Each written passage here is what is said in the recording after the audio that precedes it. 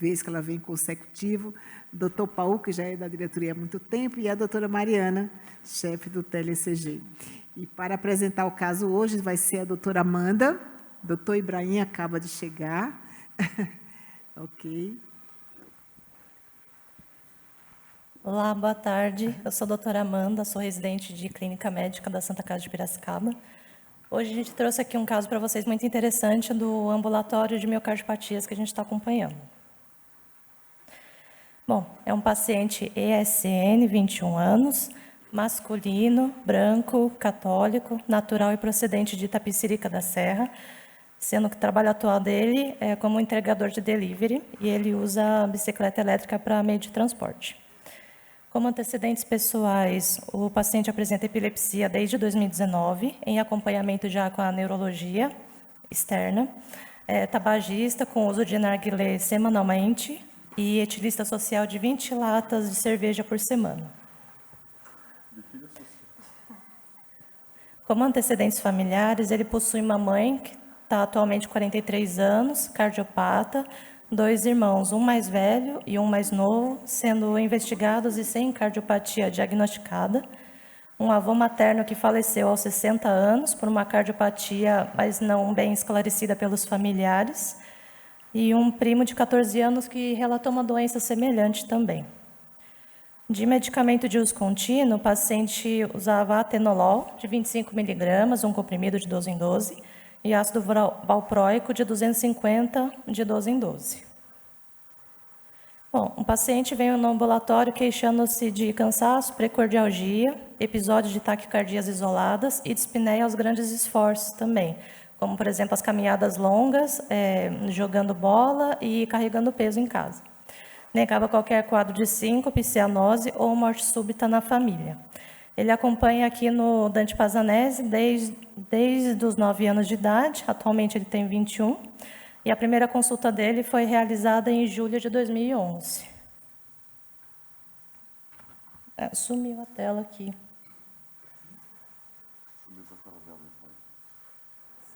Agora voltou.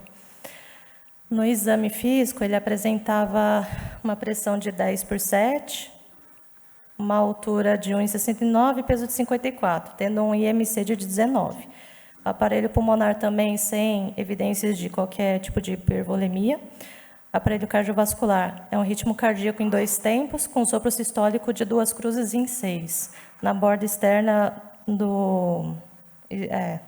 esquerda baixa. No abdômen, também sem evidências, e extremidades sem edemas também, pulsos simétricos e tempo de enchimento preservado.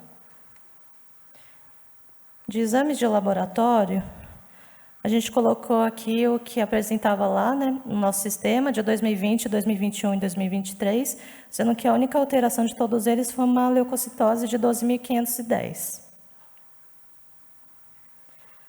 Agora, a doutora Mariana vai comentar um eletro. Doutora Mariana, sem fazer o diagnóstico tão rapidamente, por favor, doutora Mariana.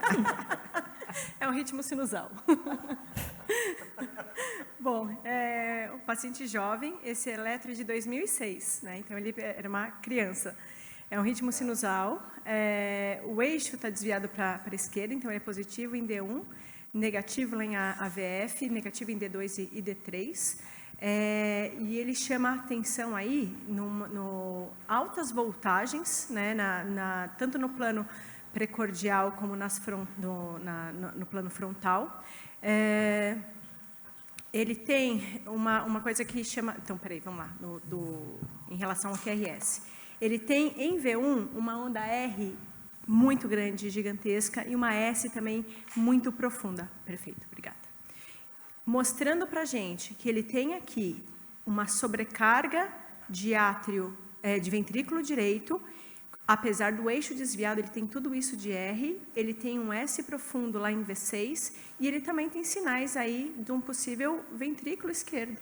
Ele tem R mais alta lá em V5 e V6 com esse eixo desviado. Uma coisa que chama atenção em relação ao ritmo, é um ritmo sinusal, mas ele tem uma arritmia sinusal, né?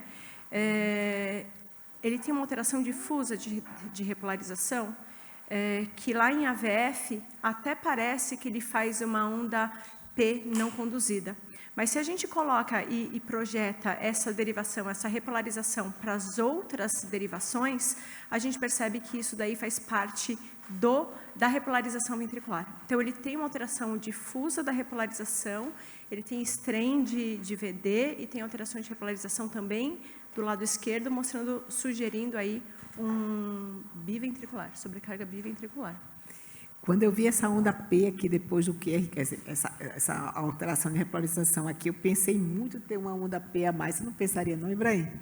Que tinha um ataque cardíaco, só que o PP ficou bem irregular para ser isso, na verdade, que por isso exclui ser um ataque atrial, porque, olha, aqui tem um PP bem diferente desse PP aqui. Não é? Ela não deu o diagnóstico com todas as palavras, mas ela desenhou uma parte, pelo menos, né, com o diagnóstico que ela deu. Porque, deixa eu te perguntar uma coisa. Então, a gente está diante de uma doença que deu sobrecarga atrial esquerda, né? Sobrecarga atrial esquerda. Sobrecarga biventricular, provavelmente. Atrial esquerdo, acho que não tem, né? Oi? Atrial Ele esquerdo. tem um MORRIS, ele tem um AP limítrofe em relação a tempo, mas ele tem um MORRIS muito importante em V1. Né? E hoje, cada vez mais, a gente fala em relação à sobrecarga de átrio esquerdo, em relação ao sinal de MORRIS, não só a duração da onda P, né? Porque a gente tem muitas vezes um bloqueio bloqueio interatrial, que não seria fácil da gente ver nessa idade, porque ele é criança, geralmente a gente vê mais idoso. Mas ele tem uma onda P negativa que chama atenção lá em V1, que pode ser sugestivo, sim. Pois é, porque o que me chamou a atenção foi exatamente esse outro aspecto que você comentou, esse eletro de 2006. Então, ele devia ter 7, 8, não? É isso, mais ou menos, né? 13, Nasceu em 8 2001, anos. ele tem 5 anos aqui, né? Então, Nasceu em 2001, né, doutora? então, rapaz, era muito criança para ter tudo isso. E uma doença, né, de leite, tem uma alta prevalência familiar, né? Porque a gente viu de primo que morreu disso, a gente viu de irmão sendo investigado, e ninguém está mudante desde os 5 anos, porque é perto de Ibirapuera, né? Geralmente estão aqui. Agora, o interessante é que nesse eletro, que ele só tem alteração de repolarização bem importante aqui, de V1 para V4, né, Mariana? Olha só, eu olhando esse eletro, eu pensaria no ventrículo direito, assim, Sim, predominante VD aqui. Sim. Mais Bom, VD. primeiro pela idade. Em 5 anos ainda a gente teria um R um pouco mais alto em V1, mas não esse padrão de R puro, quase. E outra coisa, a repolarização dele, a T poderia ser negativa até V3. Só que não é só uma T negativa, a gente tem um infradesnivelamento aí, mostrando aí um strain de sobrecarga de VD mesmo, um strain de VD, que a gente chama, né? Do mesmo jeito que a gente poderia ter strain de VE nas derivações laterais, V5, V6, DM e VL, a gente tem na sobrecarga de VD importante o strain de VD. Então, eu considero como patológico mesmo essa alteração de repolarização dele. Tanto VD numa criança, né, a gente pensar em que etiologia. Doutor Marcelo, que estava voltando à diretoria quase. O que você pensaria, Marcelo? A Muriel está com o microfone. Ô, Mari, só em relação ao eletro, você acha que ali ficou, que está um pouco longe de ver, mas fecha também para BDAS também, você acha? Ou...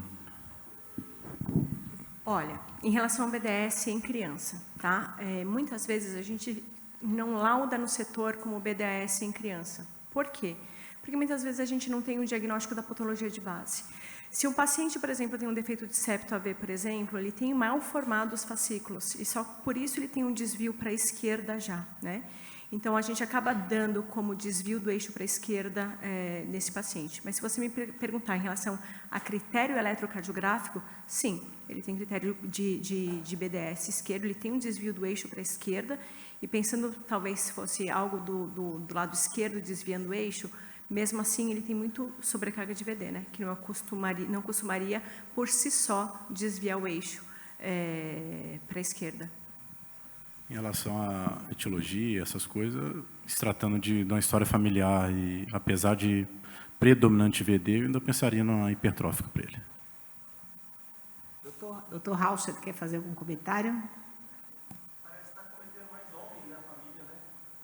Se pensar em vincular cometendo mais homem, até que se prove o contrário. Apesar da amplitude aumentada, tem que pesquisar também Fabry, né? Acho que é uma boa.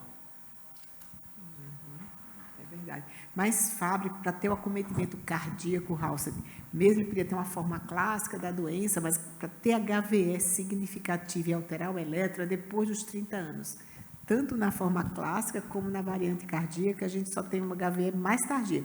Ele podia ter dor neuropática, alguma outra clínica, mas não essa HVE com 9 anos de idade, não. E a mãe dele investigada por cardiopatia também, né? Aham, a mãe E também. esse avô doente, você sabe se é avô pai do pai ou pai da mãe? É Da tudo mãe. materno. Pai da mãe. É tudo Da mãe. lado da mãe. Então, mas realmente eu acho que a história familiar é sugestiva de hipertrófica, mas com esse VD eu não pensaria na minha primeira hipótese. Eu li esse eletro, vi VD aqui. Fala para ele. Então, assim, a gente está diante de um paciente com um quadro que já tem um histórico familiar que chama muita atenção, o eletro que chama atenção.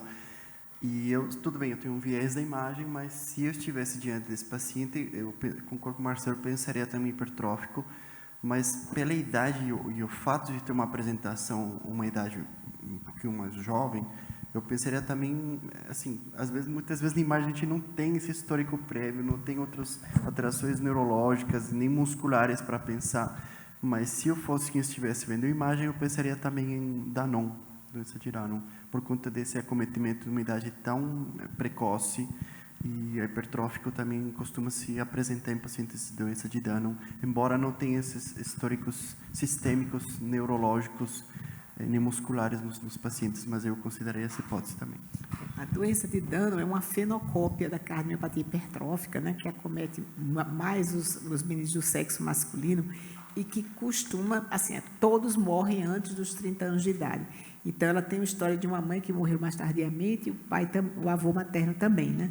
Então, isso já falaria menos, mas realmente dá uma HVE brutal em meninos mais do sexo masculino, costuma ter retardo mental, que esse menino não tem, mas não é obrigatório, mas é comum ter, e costuma elevar CPK, TGO, TGP. Então, a gente, quando viu os exames de laboratório, não tinha esses exames alterados. Então, acho que dá para afastar o dano por não ter elevação do TGO, TGP. Eu queria te perguntar uma coisa. Esse eletro não é uma espessura levemente aumentada. Provavelmente, na hora que a gente fizer a imagem, a gente vai encontrar muita espessura. Um hipertrófico com tanta espessura, já manifestada nessa idade, você esperaria... Porque ele chegou até os 21 anos, a gente sabe, pelo menos. Você esperaria mais arritmia, mais história de arritmia? Não.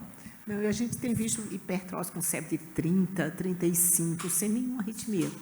Isso não é tão comum. Assim, claro que na infância, é até uma coisa, quanto mais precoce a apresentação na faixa pediátrica, é muito mais comum fenocópia do que hipertrófica mesmo. Então, a gente tinha que pensar, como o Paulo falou, muito bem pensado nas fenocópias que não hipertrófica mesmo. Mas este menino já chamou a atenção uma coisa que não é comum, ter um R tão alto em V1, uma hipertrófica.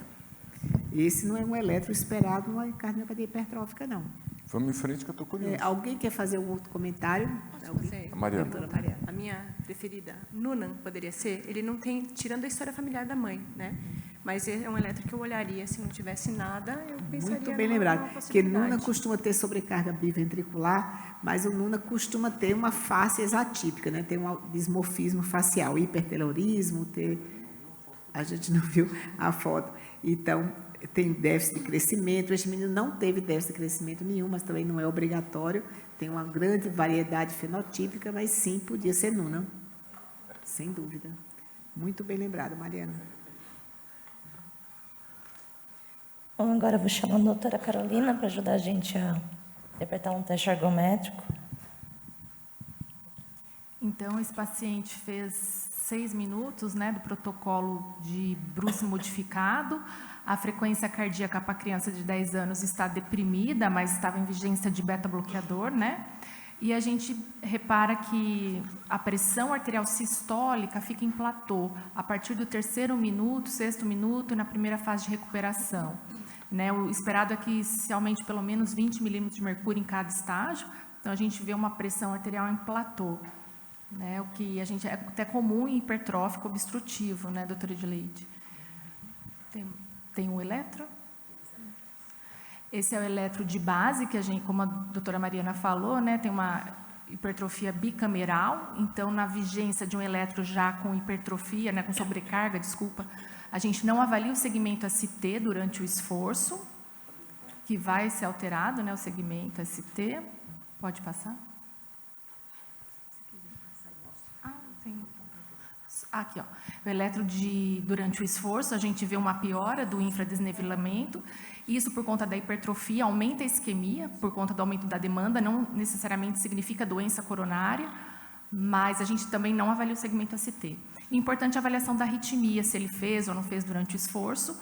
E queria só também enfatizar a importância de que o teste ergométrico no portador de hipertrófica não aumenta a mortalidade, é seguro. A gente faz muito aqui no Dante, inclusive com obstrução importante, e nunca teve nenhuma mortalidade aqui por causa, né, da hipertrofia.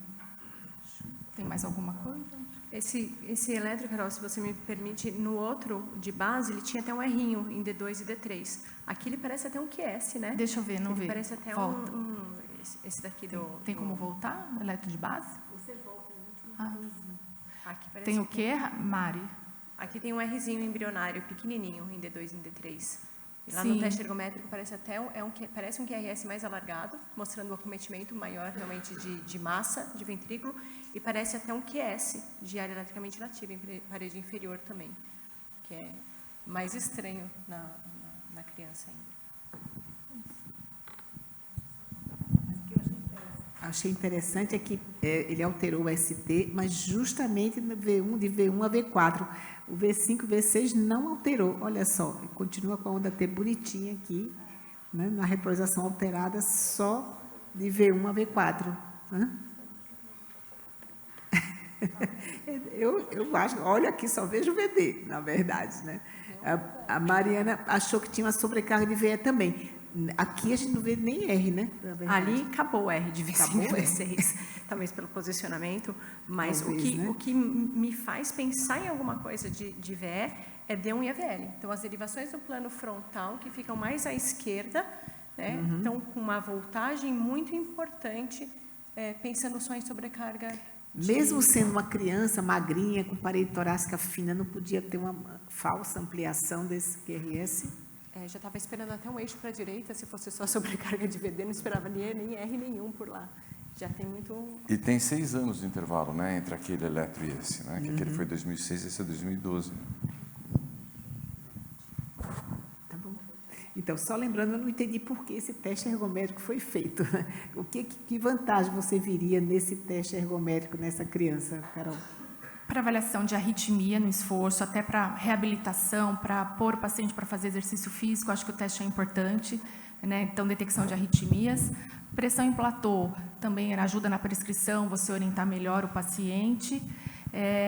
E a avaliação no sentido de prognóstico, quanto maior a arritmia, pior para o paciente. Né? Seria mais... Deixa eu te perguntar uma coisa, então, ele tinha 11 anos nessa época, né? Ele fala assim, eu quero jogar bola, a gente deixa? Então, depende do grau de hipertrofia, do grau de comprometimento do ventrículo, então a gente tem que avaliar o eco. Assim, jogar bola no hipertrófico grave, não. A gente tem que indicar um exercício de leve a moderada intensidade, e se for obstrutivo, exercício resistido não é indicado, porque aumenta o gradiente de obstrução. Mas a mãe poderia deixar ele brincar com os amigos, que aí você teria menos preocupação, se não fosse jogar bola. Né? Sim. Só comentando o papel do teste ergométrico, no passado a gente valorizava muito esse comportamento da pressão arterial sistólica no esforço como parâmetro para a gente indicar CDI ou não.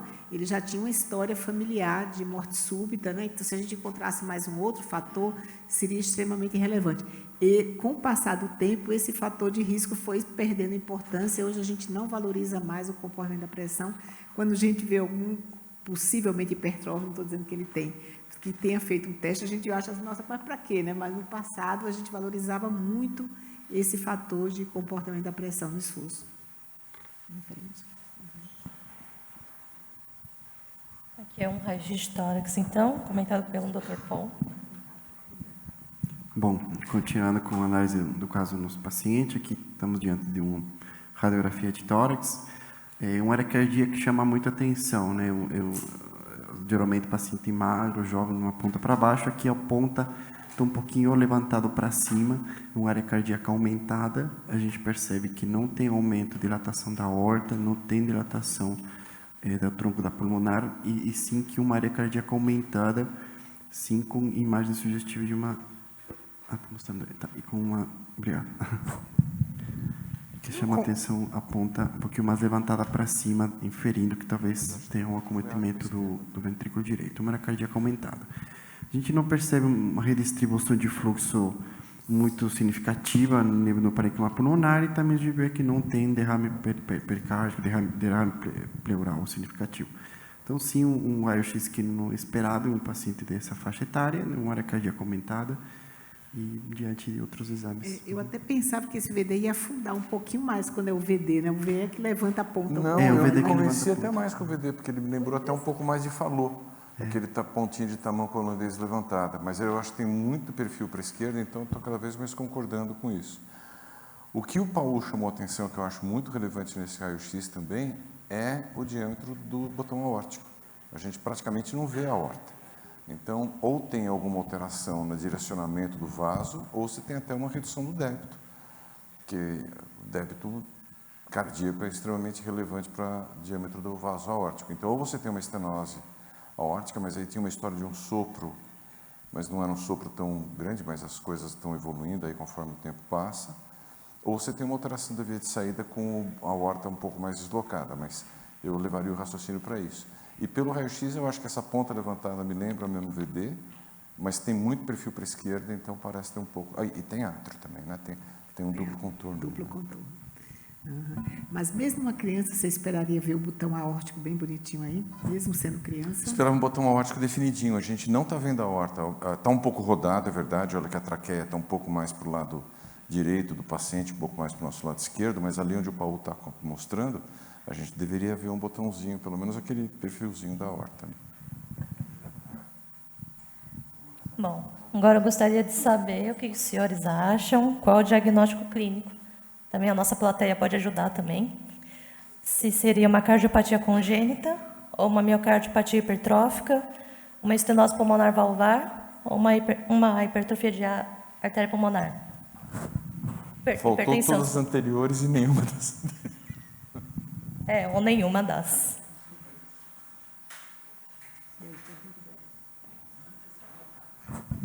Todo mundo vai levantar a mão, quer ver na mesma. Quem acha que é uma hipertrófica, levanta a mão. Viu? Teve algumas pessoas que não levantaram. Os que não levantaram acham que é uma hipertensão arterial pulmonar, estenose pulmonar valvar. Então, quem não acha que é hipertrófica, acha que é cardiopatia congênita. Marcelo já falou que acha que é hipertrófica desde o começo, né, Marcelo? Okay. Mariana também acha que é hipertrófica. Mesmo com tanto VD? Uma criança, você acha que é um Nuna, né? Acho que é um Nuna. Muito bem, vamos em frente. Vamos ter surpresas. Doutor Agora, Tito, não é para você mostrar ainda não. Aqui é para você mostrar o passado, Tito. Ainda não. Não sei se você botou errado suas fotos aí. Só o passado. Pode passar o próximo? Já tem as imagens. Então, pula que é as imagens do passado. Aquele que quer mostrar agora os novos, fica para os antigos. Doutor Halstead, fecha os olhos. Opa! Esse daqui. Opa, próximo agora. Esse, primeiro eco. Boa. Bom, de importante, eu vou comentar o eco breve. A gente teve um probleminha tecnológico na preparação das imagens de hoje, porque depois da morte do genial Steve Jobs, eles só sabem aumentar o número de portinholas no computador e atrapalhar a gente no Word. Bom, aqui a gente tem uma aorta com tamanho preservado, um aumento significativo do septo de 21 milímetros. Eu não sei muito bem a idade dele em 2011, mas bastante aumentado, e um diâmetro diastólico de 29. Então, salta bastante aos olhos essa hipertrofia septal absolutamente assimétrica. Aqui do lado está descrito exatamente isso, então uma hipertrofia septal sem gradiente intraventricular, lembrando que todo gradiente é intraventricular, essa nomenclatura não é mais utilizada, então ele pode ser médio ventricular ou da via de saída, ou às vezes apical, e de curioso ele tem uma banda muscular anômala no ventrículo direito, isso não é tão comum, e que essa banda promovia uma aceleração com um gradiente de 21 nessa posição, isso aqui chamava bastante atenção. Basicamente isso. Aqui na leitura. Bom, mesma coisa, mantido só essa hipertrofia septal. E aqui com um septo de 32, 3 anos depois, né, um aumento significativo do septo, de 25 para 32, mesmo com o aumento da parede posterior. Tem uma fração de ejeção, se a gente puder reparar, de 86%, absolutamente isso não é comum, frações acima de 70%, 72% chama atenção para umas doenças, principalmente as hipertróficas. E olha o diâmetro diastólico do VE, menor inclusive do que o anterior, bastante reduzido, mostrando que a cavidade teve uma hipertrofia concêntrica significativa. Mas foi visto agora um gradiente no VD, ó, de 32, porque a gente olhando esses Igual dois... tinha sido antes, né? A Já gente tinha olha antes. esses dois ecos, só vê VE, né? Nossa, o hipertrófico, ventrículo esquerdo e o VD do eletro, né? Está faltando, né, do Não. VD. Tem aqui descrito apenas a banda, né, nesse aqui, e o gradiente de 21, dessa banda. E no outro tem esse gradiente, aqui não descreve ele, né? Do ventrículo direito. Tem esse aqui, que é a comparação também. Perfeito. Como comentou, aumento do septo, uma redução da cavidade diastólico, do diâmetro, e a fração de ejeção bastante aumentada, perto do que a gente chama de normal, né? Agora, com o encontro de septo de 32 milímetros, agora a gente passa a ter uma indicação de CDI bem clara. Nós já tínhamos uma história familiar, agora a gente encontra um outro grande fator de risco, que é um septo maior que 30, né? Independente até de realce tardio e tudo mais, bastaria ter um desses fatores, a gente já tem 2 grandes fatores, a história familiar e o Posso te septo. perguntar uma coisa? Sim.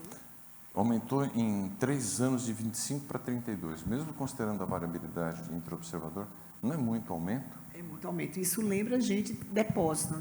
Ele diz assim, tanto pode acontecer que em 2011 ele não tivesse ainda expressado o fenótipo completo, dele tivesse uma fase de expressão ainda, como ele tivesse feito o depósito ao longo do tempo para aumentar tanto o septo, reforçando a hipótese do Paul do dano, né?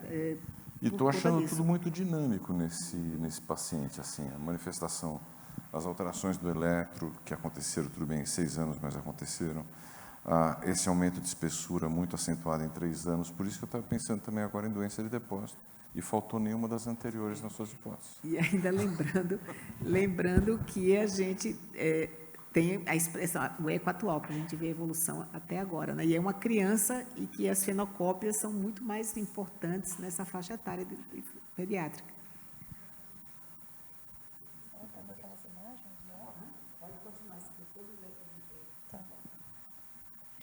Bom, o paciente, então, ele evolui com uma piora progressiva da dispneia aos esforços, de uma classe funcional 2 foi para 3, associado a episódios de taquicardias de curta duração, no máximo uns 2 minutos, que ele relatou, sem fatores desencadeantes.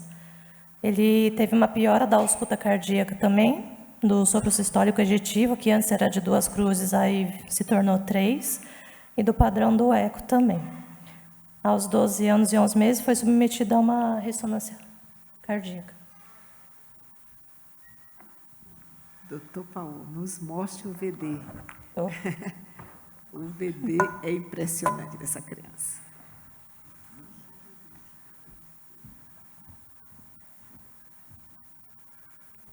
Quem acha que vai aparecer um VD? Bom, boa tarde com todos, como sempre um prazer fazer parte dessa reunião, muito aprendizado, e só reforçando o lindo da discussão de essa avaliação de multimodalidade dos exames, ajudando assim no diagnóstico e prognóstico do paciente. Então, a ressonância magnética, como vocês já muito bem sabem, a gente começa sempre por imagens iniciais que ajudam a programação do exame, tá? Vocês já veem que chama atenção esse aumento expressivo de espessura miocárdica, né? Então, a gente vai mais na frente para observar imagens com muito mais detalhe. Essa é uma imagem de cine em 4 câmeras, tá? Para quem não é acostumado. Aqui temos o átrio esquerdo, aqui o ventrículo esquerdo, aqui o átrio direito e o ventrículo direito. Então, prestem atenção, como o Tito já tinha comentado, os diâmetros ventriculares, a cavidade fica muito reduzida, os volumes são muito reduzidos, causando assim esse aumento expressivo na fração de ejeção, que simplesmente é um cálculo que a gente faz para avaliar os volumes dentro do ventrículo. Vejam como tem esse aumento expressivo no septo interventricular, chega a ser tão significativo que até acaba perdendo aqui a ponta do ventrículo direito, vem que ele acomete sim o segmento da porção apical do ventrículo direito, e já nessa imagem tem um jato de aceleração de fluxo nessa topografia da via de saída. Vejam que o aumento da espessura miocárdica não fica só restrito ao septo. A espessura miocárdica também lateral chama um pouco a atenção. Tá? Então, quando a gente analisa outras imagens de cine, nesse caso um cine em 2 câmeras, percebam como tem um aumento expressivo, esse aumento do septo acomete também o segmento anteroseptal anterior e vai da porção basal até a porção apical, tá? Só que, tomando em conta, já que a gente está diante do paciente uma suspeita de hipertrófico, um dos critérios também da ressonância, não só a avaliação do real tardio, sino também, como a doutora Edilei já comentou, esse aumento da espessura acima de 30 já indica um fator prognóstico significativo e aqui a gente não observa a imagem sugestiva de aneurisma, tá?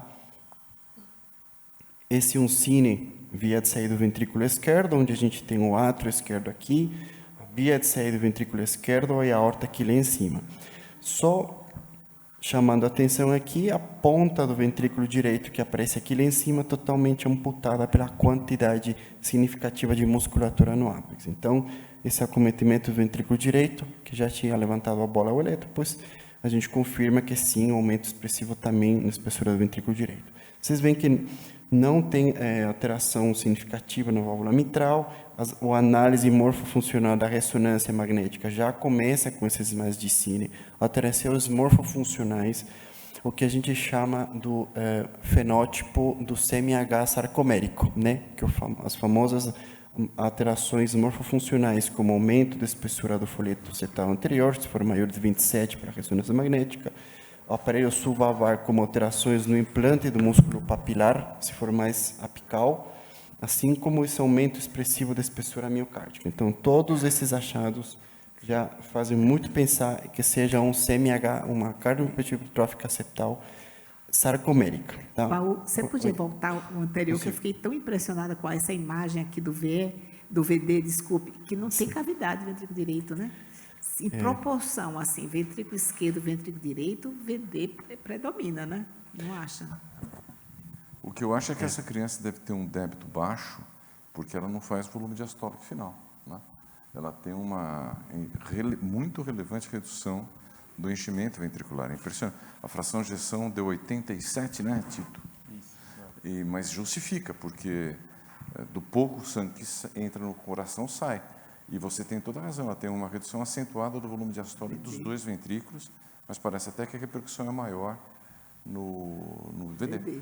Então, mais uma vez, a ressonância acertou. O VD está faltando. A gente tem o gabarito aqui do meu lado esquerdo, e aí a ressonância... Aqui nessas imagens de cine em eixo curto, que a gente faz uma varredura da ponta para a base, percebam vocês, já nos segmentos mais apicais, como, embora a gente esteja observando a sístole ventricular esquerda, a gente ainda não chegou a ver o ventrículo direito, porque está tão ocupado pelo aumento expressivo da massa que o ventrículo direito só começa a aparecer nos segmentos médios, quando chegamos ao ventrículo esquerdo. Então, vejam como esse aumento expressivo da espessura, a gente não consegue definir se trata de uma banda moderadora hipertrofiada, mas o que a gente percebe é que esse aumento do septo é tão expressivo que acomete a porção apical. Agora, quando a gente chega na porção basal, percebam vocês como tem um jato de aceleração de fluxo subinfundibular na topografia do ventrículo direito. Então, esse aumento expressivo, a crista terminalis, a crista trabecular aqui, aumento, percebam como tem um aumento, sim, gera esse jato de aceleração descrito previamente no eco.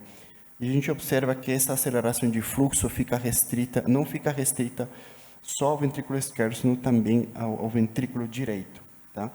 E a cavidade, como vocês veem, é muito reduzida, o volume diastólico final bem muito reduzido, e assim a gente consegue analisar. Vejam vocês a análise da espessura miocárdica, eu coloquei várias medidas, e por isso que a gente sempre tem que analisar com muito detalhe.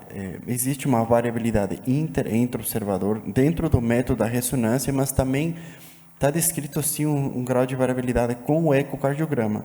E justamente é dado por esse aumento expressivo que a gente perde parâmetro aqui para definir qual lado acaba sendo do ventrículo direito ou esquerdo. E quando a gente não respeita essa delimitação essa delimitação da espessura no septo, chegamos em espessuras até de 35 milímetros. Então, é uma coisa que sempre tem que tomar em conta, mas a gente já atinge esse MA de fator de risco nos pacientes hipertróficos com uma espessura acima de 35. E aqui, reforçando mais uma vez esses jatos de aceleração de fluxo na topografia do ventrículo direito, que já previamente tinha descrito um fluxo aumentado. Aqui a fração de ejeção para a ressonância magnética em 75, tá? O ventrículo direito uma fração de ejeção de 58 e uma massa aumentada total de 102 gramas para uma superfície corpórea de 1.03 e a dar 106. Então, uma hipertrofia aumentada, uma hipertrofia septal assimétrica com volumes diastólicos e sistólicos reduzidos. A análise da ressonância magnética depois de ter já estabelecido características de mutação sarcomérica sugestivo do CMH, a gente faz injeção de contraste, faz a análise do realce tardio. Então, nessas imagens em eixo longo, percebam como tem imagens sugestivas de realce tardio no septo, que justamente é onde tem mais aumento de espessura miocárdica, um aumento muito expressivo do realce tardio. Em eixo curto, percebam como ele vai acometendo todo o septo interventricular e também pega a ponta do ventrículo direito. Então, o realce tardio muito aumentado, interfere sim no ventrículo esquerdo, mas também acomete a ponta do ventrículo direito, denotando assim o risco do paciente. A gente fez a quantificação e deu estimado de 23% da massa total do miocárdio. Então, fechando aqui o papel da ressonância magnética, na avaliação de características das famosas fenocópias,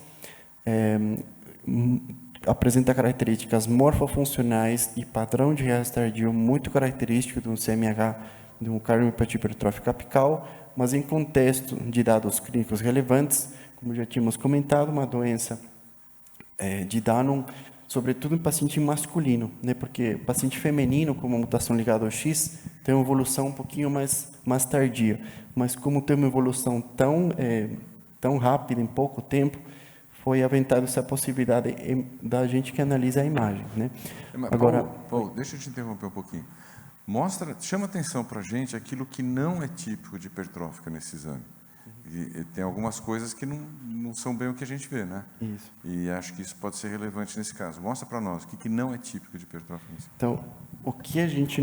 Primeiro, assim, desde a idade da apresentação, né, um aumento expressivo de 30 em um paciente, e também esse achado aqui, que já, logo de cara, que a gente começa a ver aqui. Então, essa alteração morfofuncional que a gente vê os jatos de aceleração na topografia na via de saída do ventrículo direito, não é um achado que a gente encontra muito comum nos nossos pacientes.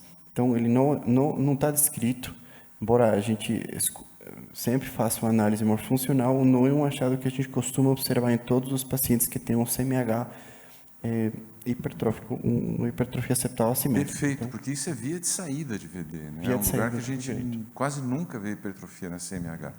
E a outra coisa no padrão de realce, nesse mesmo lugar, você não achou diferente ali? Porque se a gente olhar para esse lugar, tem umas imagens... Deixa eu abrir o jogo aqui, eu estava até comentando com ele. Estou à vontade, porque eu não sei o caso. Então, se eu errar... Não, pode ser. Se eu errar, podem vaiar à vontade. Mas vaiem depois que eu for embora, porque eu sou velho. Vai ser aqui da frente? Vaiem depois que eu for embora, valem pé as costas, porque eu sou velho e a autoestima vai caindo. Nunca foi grande, ela vai caindo. O padrão de realce, embora, como o Paulo comentou muito bem, ele seja mesocárdico e está comprometendo as regiões de maior espessura, habitualmente na CMH clássica a gente vê um padrão de realce mais intenso. Esse padrão aqui me pareceu um pouco tênue. E também esse aspecto diferente que tem nessa região da via de saída do VD, isso não lembra só aquela alteração de disposição, depósito de proteína glicano que a gente tem na hipertrófica. Então, caberia aqui um diagnóstico diferencial, sim, eu acho. Me permito aí pensar isso. O mesmo aspecto aqui, olha, a gente vê de novo. Notem como não é aquele brilho intenso, né? Você que já viu muito, né, Edileide? Na hipertrófica a gente costuma ver um branco mais intenso, né? E isso aqui, porque isso aqui que nós estamos vendo é artefato. Isso aqui que nós estamos vendo é artefato. Nós estamos falando de uma criança que tinha... essa foi de 2015. Então, ele tinha 11 anos quando ele fez aqui. Então, sempre tem artefato respiratório quando a gente faz ressonância numa criança dessa idade. E aqui, olha, aqui, essa imagem aqui está me tirando um pouquinho, até o Tito ficou assustado e derrubou o negócio, porque o susto que ele levou. Porque o padrão de realce aqui é totalmente diferente do que a gente esperaria encontrar. Isso quer dizer que quem estava fazendo o exame teve dificuldade de zerar o miocárdio. Então, isso habitualmente não é visto em casos de hipertrófica clássica. Na hipertrófica clássica, geralmente é mais fácil você acertar uma imagem mais bonitinha de realce. Tá? Se eu acertei, gente, é totalmente por acaso. Se eu errei, como eu disse, vocês vão depois que eu for embora. Tá? Desculpa a interrupção. Que isso. Só reforçando aqui,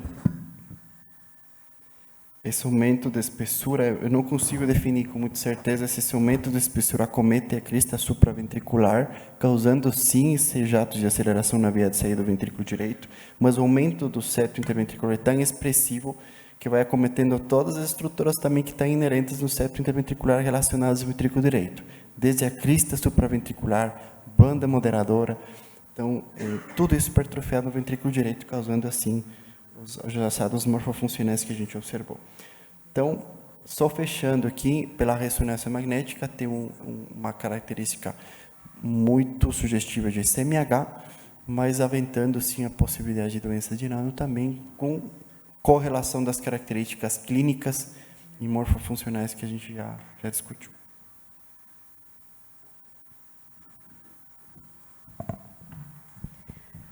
Bom, o paciente, então, internou para um implante de CDI aos 13 anos, né, em 2015, recebendo alta com atenolol de 25, meio comprimido no dia. E depois, ao longo do segmento, ele foi otimizado para 25 miligramas no comprimido inteiro. Ele segue também em bom estado geral, com uma melhora gradativa da dispneia aos esforços, mudando da classe funcional 2 para 1, e foi realizado um novo eco para acompanhamento. Agora.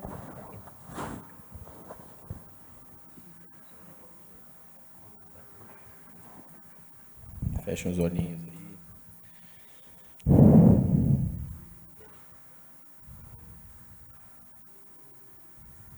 Doutor Rausch, ele pode comentar o eco do Dr. Tito agora. Rausch, qualquer coisa aí você corrige, viu? Se puder apertar o play para mim, tá rodando aí em cima. Samuel.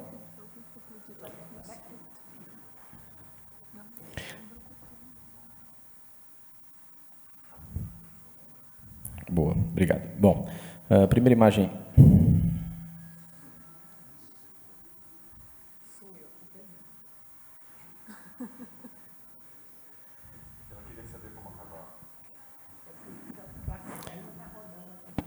Não está rodando automático, não deu, doutora. Aqui não consegue. Samuel, você consegue salvar para rodar automático? Bom, aqui nas duas imagens é o paraesternal eixo longo abaixo à esquerda. A gente vê um aumento da espessura do septo interventricular brutal, como a gente já tinha visto na ressonância. Vendo...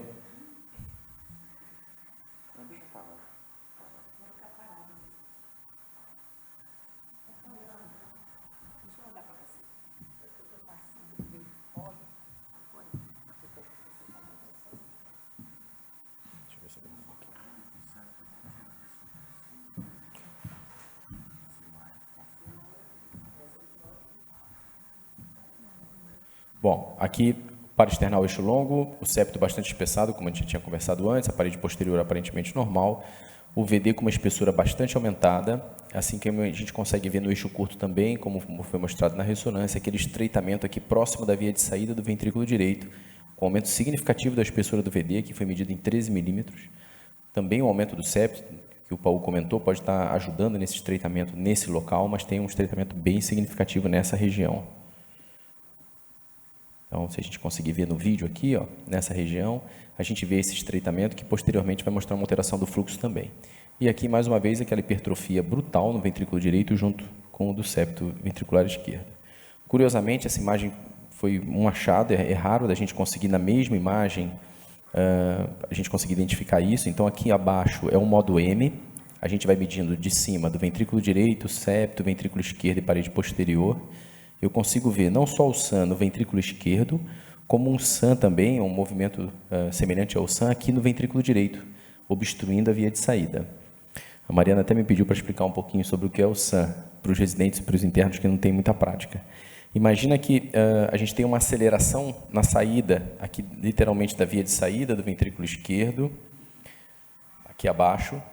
O sangue passa com uma velocidade maior aqui, e, através de um efeito chamado efeito Venturi, é como se ele puxasse tanto o aparato subvalvar mitral quanto o folheto anterior, e esse folheto obstruísse, o aparato subvalvar obstruísse a passagem do sangue, dando uma aceleração, causando um gradiente nessa região.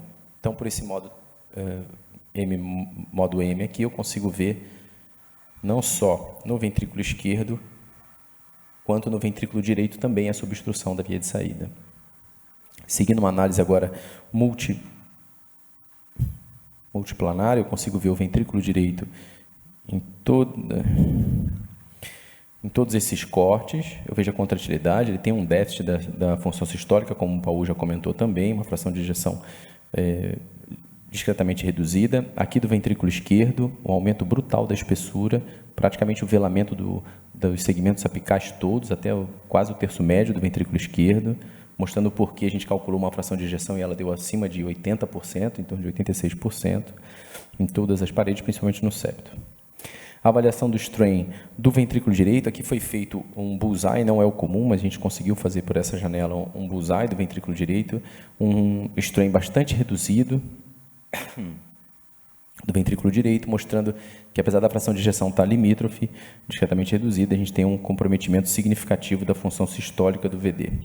O ventrículo esquerdo não é diferente, então eu consigo ver o cabo do CDI, aqui à direita, o ventrículo esquerdo altamente hipertrofiado, com um strain em torno de 8, quer dizer, um acometimento miocárdico bastante significativo, para uma fração de ejeção agora de 68% pelo método tridimensional. Então, não só aumentou um pouco o diâmetro diastólico, como a fração de ejeção também deu uma pequena reduzida. Tito, aquele débito de 3,3 é diminuído, não é? Perdão. O seu valor normal de débito cardíaco, qual que é? Eu não calculei aqui, doutor Ibrahim, Não, vi. estava calculado na tabela anterior, 3,3, olha lá. Está reduzido. Na verdade, está limítrofe, né? Limítrofe do normal, não é o Mas comum. aqui bate com o que a gente está vendo. Eu estou insistindo nesse ponto, Bate. porque às vezes as pessoas seguiam só pelo valor da fração de ejeção e acham que é legal, mas é um ventrículo com volumes tão reduzidos que o débito acaba também é sendo reduzido. insuficiente. Né? Ele tem um volume diastólico baixo, né? Não tem como ele fazer...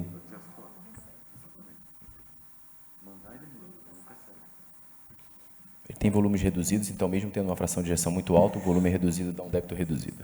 Aqui eu consigo avaliar a aceleração no local onde eu comentei com vocês, na via de saída do ventrículo direito, um gradiente em torno de 45, uma localização que não é comum, uma pressão diastólica pulmonar também bastante elevada, em torno de 17 ainda sem somar o ato direito, com uma IT discreta, seguindo o gradiente médio ventricular de 15 milímetros de mercúrio, não sofreu variação com valsalva, talvez porque a cavidade seja tão pequena que ele já colabe tudo que desce para colobar, então não teve nenhuma alteração após o valsalva. De curioso também esse fluxo, que significa da coronária, então a gente consegue ver um fluxo coronário aqui de fístulas coronárias e coronariano junto ao septo. As espessuras da parede, que a gente já tinha comentado, então não só o septo de 29, a gente tem aumentos também da espessura esperada para a idade, pelo menos, tanto da parede lateral, a parede anterior, do segmento médio da parede inferior, e uma função diastólica categorizada como grau 2 do ventrículo esquerdo. Tá, aqui pelo vídeo, está rodando, a gente vê aquele aumento da espessura do VD, que a gente tinha comentado previamente, bastante significativo, corrobora junto com a ressonância, né? E uma cava sem colabamento inspiratório e bastante aumentado, em torno de 19 milímetros nesse ponto. Então, uma hipertrofia bem significativa, tanto do VE quanto do VD, acometendo a via de saída, que não é um acometimento comum, um gradiente bastante significativo de 45, uma pessoa super jovem que vem, na teoria, piorando, né, sua função sistólica, vem um strain caindo bastante, acho que corrobora com uma quantidade de fibrose até maior do que essa quantificada pela ressonância, eu esperava dar, sei lá, 50%, um acometimento bem difuso. E a espessura do septo, Tito, quanto está? Deu de 29 milímetros aqui, doutora.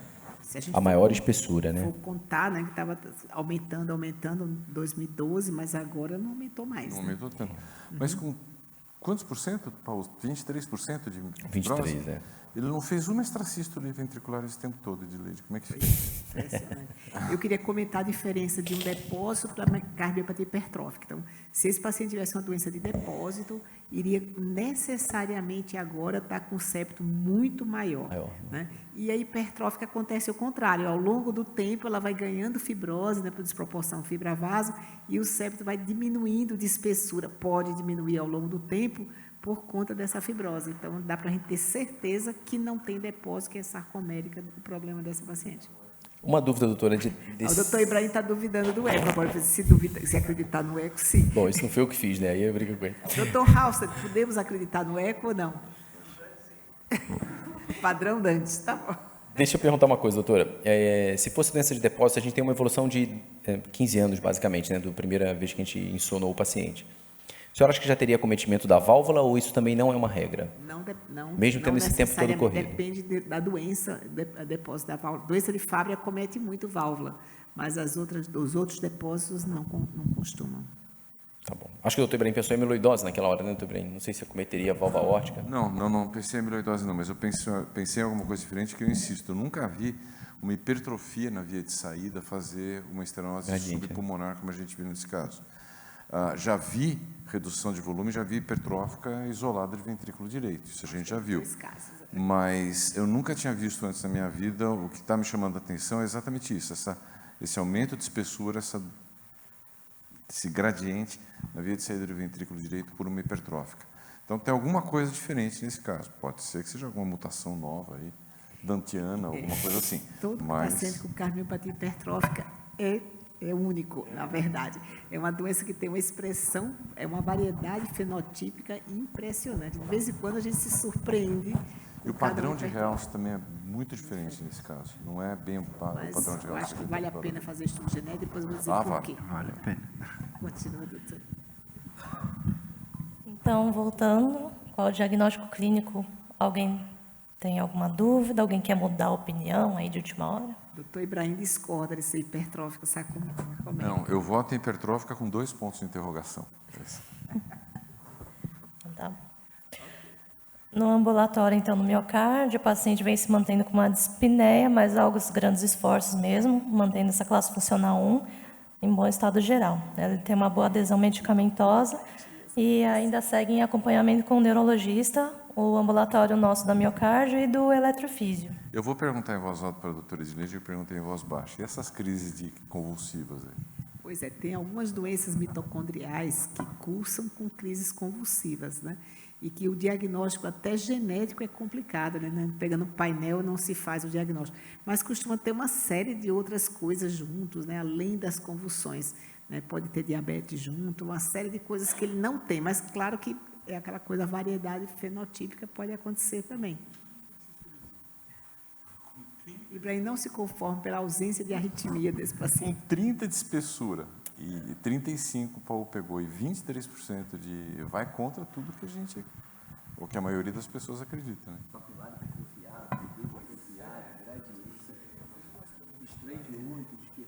Vamos em frente? Ok.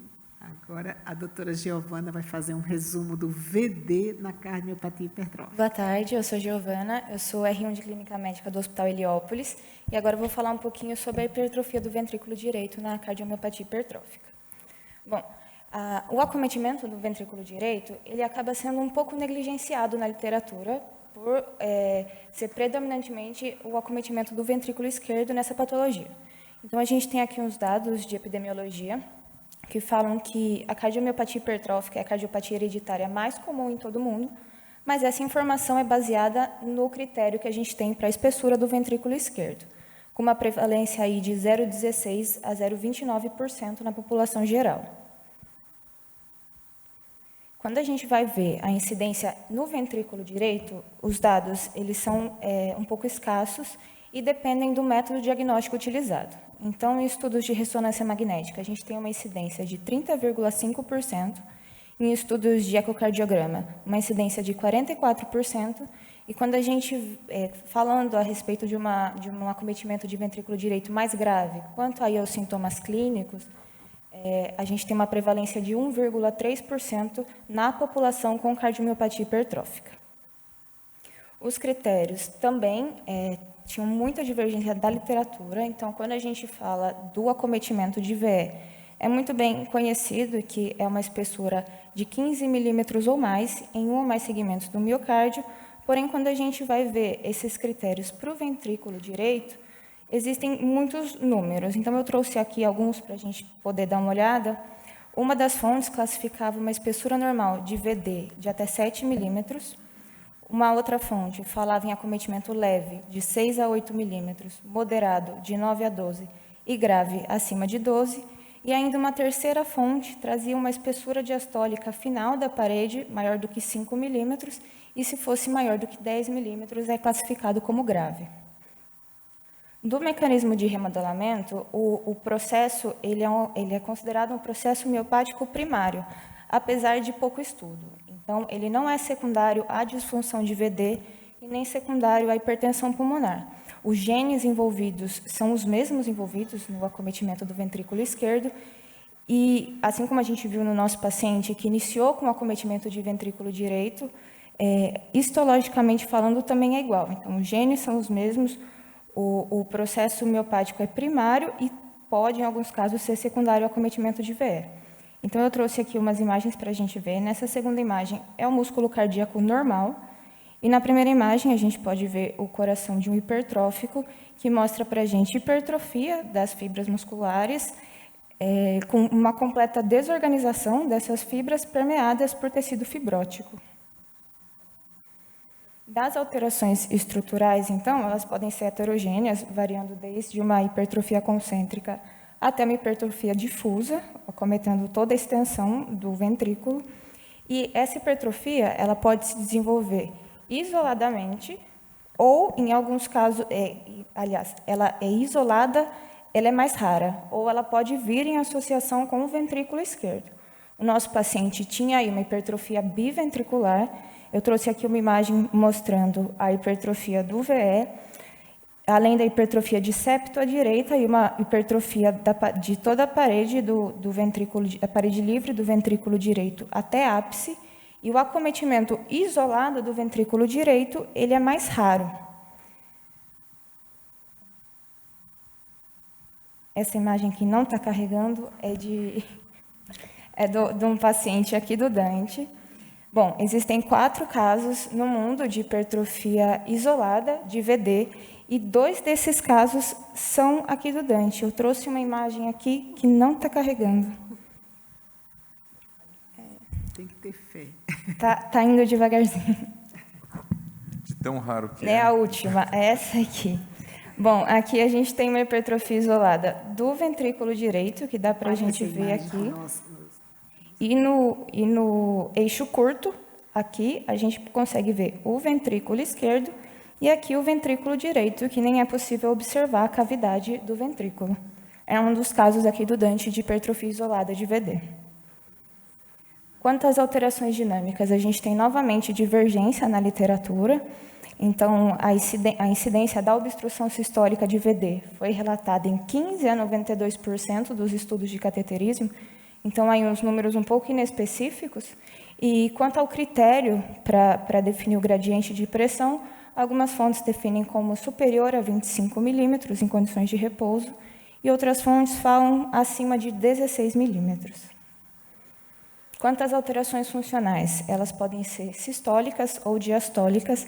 A disfunção sistólica se deve principalmente ao acometimento do strain longitudinal. Então, 80% do volume sistólico é gerado pelo encurtamento longitudinal cardíaco, e no acometimento do ventrículo direito, a gente tem uma perda dessa função diastólica pelo comprometimento longitudinal. A disfunção diastólica ela se deve principalmente à fibrose da parede do ventrículo, ou mesmo pela obstrução, dependendo da localização da hipertrofia. Da clínica, ela pode ser semelhante à clínica clássica de um paciente com miocardiopatia hipertrófica. Então, ela pode vir com dispneia, precordialgia, com pior atividade física, independente da quantidade de acometimento de VE. E, bom, os sintomas eles são mais graves quanto maior a rigidez, menor a complacência e, principalmente, se associação com obstrução. Então, a gente tem aí, no acometimento de VD, um aumento de incidência de arritmia supraventricular em 70%, aumento de arritmia ventricular em 47%, além do aumento da incidência de dispneia grave, de tromboembolismo pulmonar e mais pacientes em classes funcionais 3 e 4. Além disso, o aumento da espessura de ventrículo direito está associada com mais taquicardia ventricular não sustentada, risco aumentado de arritmias ventriculares malignas, risco de morte súbita e aumento da gravidade dos sintomas da insuficiência cardíaca. De estratégia terapêutica, as medidas podem ser ou sintomáticas, se sintomas obstrutivos, ou profiláticas, considerando o risco de morte súbita. O nosso paciente, então, implantou um CDI pelo aumento importante do septo e risco de morte súbita. Em pacientes com obstrução isolada da via de saída, a cirurgia ainda é o tratamento de escolha, com a remoção dos feixes musculares hipertrofiados. Então, só para finalizar, depois de tudo que já foi falado aqui, eu queria ressaltar a importância da avaliação do ventrículo direito, visto aqui o impacto que o acometimento do ventrículo direito tem na história natural da doença, no risco de insuficiência cardíaca e no risco, principalmente, de morte súbita. Obrigada.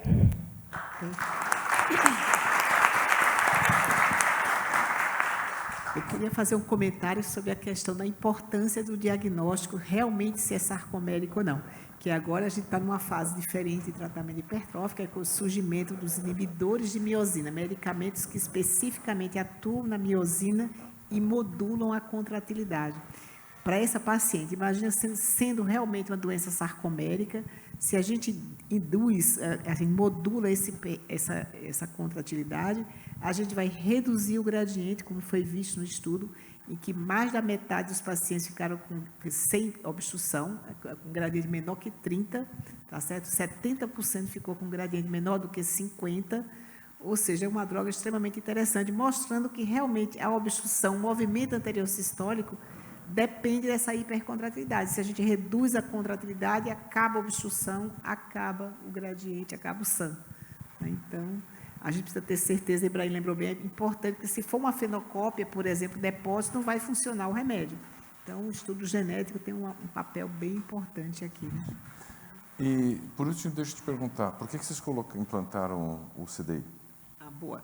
Então, uma das tarefas no tratamento da hipertrófica é a gente identificar o paciente com risco de morte súbita e a gente tem que chamar os Big Five, os 5 fatores que são mais relevantes que colocam o paciente no risco aumentado de morte súbita, que são história familiar de morte súbita, que o nosso paciente tinha, né? Que antigamente a gente considerava só abaixo de 40 anos, pelo menos um parente de primeiro grau. A última diretriz já extrapolou isso, aumentou para 50 anos, e se múltiplos, além de ser primeiro grau, segundo e terceiro grau, podem ser valorizados. O segundo é síncopes recorrentes, síncopes com menos de 6 meses de duração. O que é mais? Septo maior que 30 milímetros, HV é extrema. Ele chegou a ter isso? Isso. E agora, 2 fatores novos entraram nesses Big Fives, que são a presença de aneurisma apical de VE e uma queda de fração de ejeção para abaixo de 50%, menor ou igual a 50%. Então, basta ter um desses fatores para a gente indicar. E ele tinha 2, né? Ele tinha 2, a história familiar e o septo 35. Bastaria ter um. Ele tem 2. Fibrose. Pois é, a fibrose. Então, tem 2 fatores que estão ali nebulosos, que são realce tardio maior que 15%, que por mais que o pessoal da imagem queira colocá-lo como entre os Big Fives, ele não entrou. Eu sou muito contra isso, eu sou muito contra. Ele ainda ficou como um fator arbitrário e, se associar, ele pode dar um peso maior aos outros fatores, mas não como fator independente de risco. Eu queria explicar porquê de tudo isso. Tá? Então, quando a gente analisa a literatura, de como que chegaram no número mágico de 15, a gente pega que foram 6 estudos. Dos 4 estudos, além da mortalidade cardiovascular, foi mortalidade geral, e todos os trabalhos tinham um viés para isso. Além disso, o método pelo qual foi quantificada a fibrose foi divergente em alguns trabalhos. Então, é por isso que a gente eu já esperava que não ia ficar essa porcentagem mesmo, por conta dessa divergência nos estudos. Porém, no final das contas, acabou sendo descrito que aumenta o risco 2 vezes as chances de ter morte cardiovascular. Então, por isso, não foi afastado, porém, é um dado adicional a mais que é tomado em conta na decisão clínica. E o outro fator nebuloso é a taquicardia ventricular não sustentada, que estava entre os mais importantes, e ela caiu de estadiamento, mesmo com muita arritmia. A gente não tem indicado CDI, a não ser que esteja na faixa pediátrica.